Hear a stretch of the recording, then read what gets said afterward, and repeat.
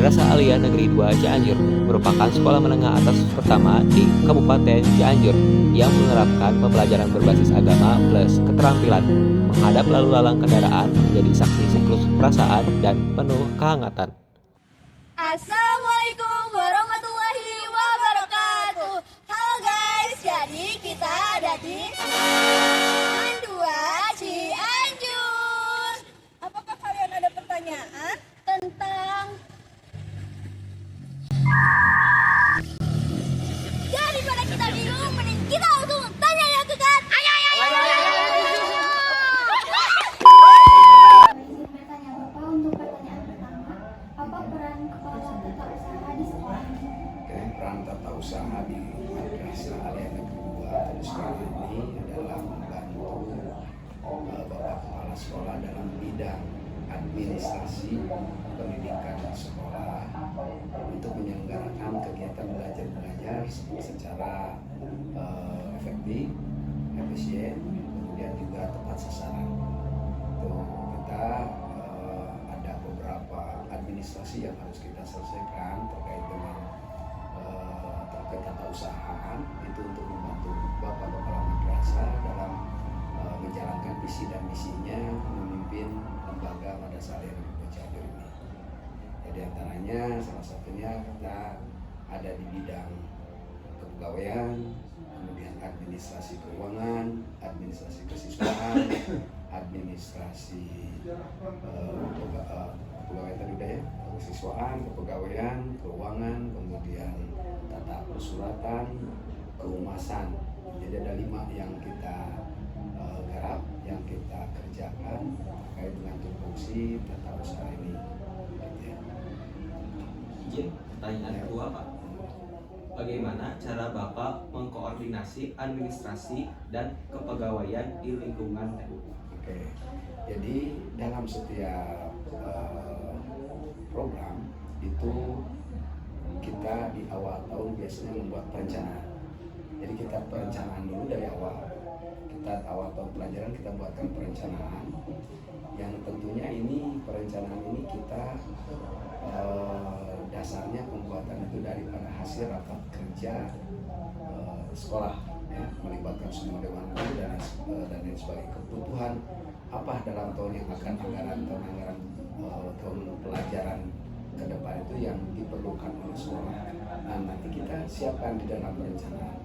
Kemudian karena di kita ada tadi Bapak sebutkan ada 5 unit kerja, ada ketatanan suratan, kepegawaian, kesiswaan, keuangan dan kehumasan. Kita bagi tugas semuanya. Kita bagi-bagi. Kita ada di Manila ini ada sekitar 24 pekerja dari mulai kebersihan, keamanan, tata persuratan dan sebagainya. Kita bagi habis tugasnya itu kepada mereka. Kemudian mereka membuat perencanaan dalam 1 tahun apa saja yang akan dikerjakan. Ya, pekerjaan itu dalam 1 tahun ini apa yang akan dikerjakan. Kemudian nanti dibuat schedule. Nah, dari schedule tersebut nanti bulan Januari kita mengerjakan ini, bulan Februari mengerjakan ini, terus sampai ke 1 semester. Kemudian nanti dalam 1 semester itu kita buatkan laporan pertanggungjawaban atau laporan kegiatan atau capaian kinerja. Nah, di situ dalam 1 semester kita laporkan ke aplikasi SIKA, Sistem Informasi Performa Kementerian Agama, hasil kerja daripada Mandua Cianjur itu nanti dituangkan di dalam buku laporan pekerjaan dari mulai perencanaan. Kemudian pelaksanaannya kita mengikuti jadwal yang tadi kita buat itu. Kita setelah jadwal dibuat, kemudian kita laksanakan pekerjaannya itu setiap hari. Untuk yang bagian tata persuratan, urus tata surat masuk keluar, arsip dinamis, arsip aktif dan lain sebagainya. Untuk humas, melayani tamu, memberikan publikasi, kemudian membuat perintah untuk dipublikasikan. Semua kegiatan-kegiatan yang ada di Mandua ini dari mulai kegiatan KPM, ekstrakurikuler, kegiatan guru, kegiatan sosial itu akan dipublikasikan oleh bagian kehumasan. Kemudian bagian tata kepegawaian nanti mengurus tentang kepegawaian guru yang masuk, yang tidak masuk karena ada alasan, termasuk absensi guru setiap hari itu selalu dikontrol. Kemudian juga bagian kesiswaan sama, bagian kesiswaan juga nanti mengurus terkait dengan absensi siswa. Makanya kan setiap sore itu direkap ya, berapa jumlah siswa yang tidak masuk, kemudian nanti rekap 1 minggu, rekap 1 bulan, dan itu absennya dilaporkan. Maka kita laporkan juga ke pusat. Kemudian juga bagian keuangan sama, nanti dalam pelaksanaan ini kita perlu apa, belanjakan, kegiatan-kegiatan kesiswaan banyak di kita, ekonomi, anggaran, dan akhir kesiswaan yang misalnya Asiparis juga sama. Dan karena kebetulan kita ini madrasah aliyahnya, alias madrasah aliyah reguler sekaligus madrasah aliyah keterampilan. Jadi tugasnya bertambah. Ada juga kita jurusan keterampilan yang memang memerlukan sarana dan prasarana yang perlu ditunjang. Lalu bagaimana pertanggungjawaban dari tata usaha jika terjadi kesalahan dalam membuat surat? Oke, dalam pembuatan surat itu ada mekanisme. Mekanismenya pertama, surat itu dikonsep oleh pembuat surat. Pembuat surat siapa saja yang nanti berhubungan dengan surat tersebut. Kalau surat tersebut misalkan terkait dengan orang tua atau pemberitahuan kepada orang tua, itu tentunya nanti bagian kesiswaan. Dalam hal ini nanti wakaf kesiswaan, konsep, kemudian setelah dikonsep nanti ada koreksi, checking, dicek benar tidak isi surat tersebut. Setelah dikoreksi sudah betul, kemudian nanti dijadikan. Setelah dijadikan baru ditandatangan, diparaf oleh kepala TU, kemudian ditandatangan oleh Pak Kepala Madrasah, kemudian nanti balik lagi ke bagian tata persuratan. Nanti di tata persuratan itu diberikan nomor. Jadi penomorannya itu setelah ditandatangan, diberikan nomor, setelah diberikan nomor baru diadaan. Kemudian apabila ada nanti kesalahan dalam pembuat surat tersebut, itu nanti ada yang namanya revisi surat. Ya, kalau ada kesalahan nanti dalam redakturnya dan redaksinya, ternyata itu surat itu salah, kemudian salah tanggal dan lain sebagainya, itu akan direvisi. Ya, direvisi dengan surat yang kedua untuk mengganti surat yang pertama. Itu ya, mekanisme dalam tata persuratan. Izin pertanyaan keempat, Pak. Ya. Langkah apa yang dilakukan untuk memastikan program kerja TU dapat berjalan sesuai rencana? Ya, itu tadi yang pertama, dari perencanaan kita jadikan patokan bahwa ke dalam langkah itu harus sesuai dengan patokan. Jadi kita dalam di awal tahun itu membuat satu perencanaan, kemudian kita buat nanti schedule, ya, sehingga nanti ada ketercapaian target. Ya, kalau untuk ASN, PNS itu di awal tahun kita harus membuat SKP, ya, sasaran kinerja pegawai. Nah, di tata usahanya seperti itu. Awal tahun kita rapat duduk bersama dengan staf, kemudian kita bagi tugas, kemudian kita bikin sasaran kinerja, tata persuratan, berapa persen surat yang masuk dari luar nanti yang kita targetkan. Dan itu setiap bulan kita evaluasi. Ya. 1 bulan ini pekerjaannya apa saja, kemudian kita evaluasi tercapai atau tidak targetnya. Kemudian bulan kedua sama, bulan ketiga nanti pas bulan ketiga kita evaluasi menyeluruh, target kita selama 3 bulan itu tercapai atau tidak. Itu dengan senantiasa berkoordinasi ya, dengan semua elemen yang ada, pegawai yang ada di tata usaha ini. Dari mulai yang mengurus kepegawaian, mengurus keuangan, mengurus kesiswaan, mengurus persuratan, mengurus barang milik negara, juga mengurus pengawasan. Semuanya kita tetap berkoordinasi sambil berpatokan kepada rencana kerja tadi. Nah, di akhir semester nanti akan kita evaluasi secara menyeluruh. Nah, hasil evaluasi secara menyeluruh tersebut nanti kita tuangkan di dalam laporan kinerja semester. Jadi terpantau dan terkendali nantinya, ya, setiap pekerjaan step by stepnya. Ya. Izin pertanyaan terakhir, pertanyaan kelima. Bagaimana TU menjamin bahwa prosedur dan peraturan internal berjalan sesuai dengan ketentuan? Ya, kita buat SOP. SOP tahu kan? Apa?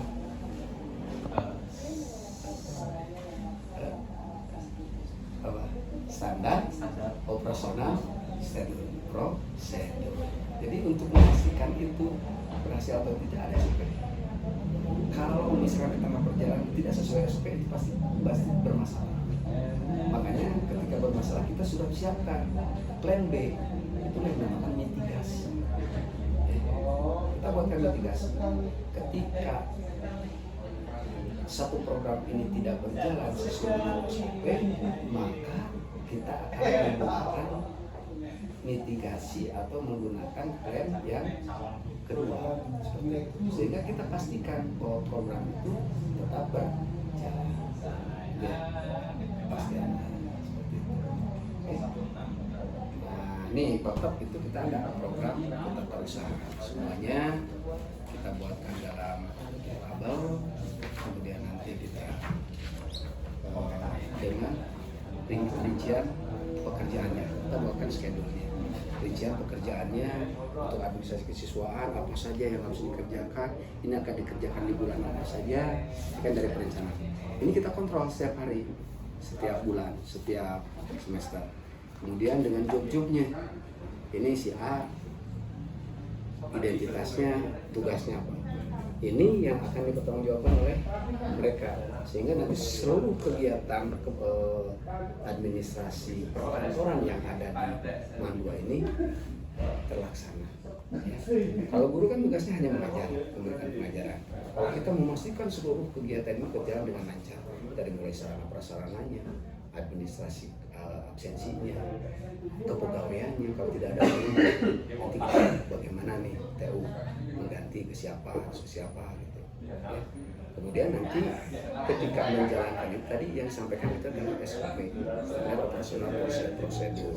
Ini seperti ini. SOP itu ya.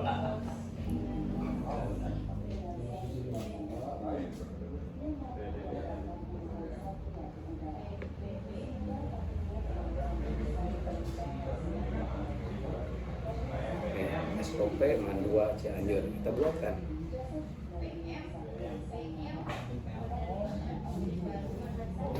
SOP Mandua Cianjur. Dari mulai SOP apa saja ada di sini.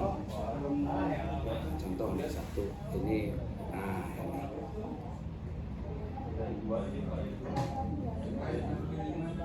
ini pembuatan SOP pelayanan publik, SOP kepegawaian, kesiswaan, kurikulum dan perpustakaan. Nih, contohnya misalnya nih SOP itu kalau ketika kalian mau izin dispensasi kemana dulu? Ke pihak yang memberikan surat. Nah, salah. Kalian sebagai siswa, kalau SOP-nya kalau mau izin dispensasi, kalian punya wali nggak di kelas? Siapa? Wali kelas. Itu wali kelas dulu izinnya. Pak, saya Ibu, saya ada misalkan mau izin penelitian. Saya hari ini tidak akan masukin izin kemana dulu? Ke wali kelas dulu. Ya, karena wali yang ada di kalian di sekolah itu adalah orang tua yang ada di sekolah siapa? Wali kelas. Nah, setelah ke wali kelas, nanti ke guru bidang studi yang akan kita tinggalkan pelajaran dispensasi ya. Itu prosedur seperti itu. Pertama kalian kalau membuat itu harus ada izin dulu dari wali kelas, kemudian dari guru bidang studi. Atau cukup dari wali kelas, nanti wali kelas yang koordinasi dengan guru bidang studi. Setelah itu baru bagian ke tata usaha. Di sini ada apa? Ada prosedur. Makanya ketika ditanya ke sini suka ditanya kan, ya jarang mau izin dispensasi Pak. Apa yang sering ditanya oleh TU? Itu yang namanya SOP. Mana suratnya? Ada nggak dasarnya? Saya lagi ikut kegiatan apa? Samsung. Mana jadwalnya? Kita nggak bisa membuatkan rekomendasi semuanya saja. Kalau tidak ada dasar itu yang dinamakan SOP. Sehingga kalau itu dilaksanakan aman. Nanti setelah itu suratnya ada, dasarnya ada, kita buatkan SOP, baru kita boleh meninggalkan kelas untuk melaksanakan pekerjaan lain sesuai dengan izin dispensasi. Itu yang namanya SOP. Pak, Ada lagi? Pak, Paham? Ini mudah-mudahan jadi pelajaran buat kalian, jadi ilmu ya terkait dengan pengelolaan administrasi. Karena memang TU itu nggak kelihatan tapi sangat berperan. Dan jarang, mungkin dari sekian banyak ini nggak pada yang kenal kan kecuali kesiswaan. Ya, karena memang jarang berhubungan. Tapi peran mereka sangat penting sekali, vital sekali. Ya, karena kan sekalipun di kelas ada piket kelas, kalau tidak ada carakan sampah masyarakat jadi tidak nyaman ya, seperti itu ya. Ya cukup ya, terima kasih. Ya Pak, dari wawancara kami terima kasih waktu luangnya Pak, terus jawabannya juga sangat lengkap Pak. Amin. Yang mudah-mudahan jadi pembelajaran lah buat semuanya ya. Bapak juga jadi mengingat-ingat lagi tugas dan fungsinya.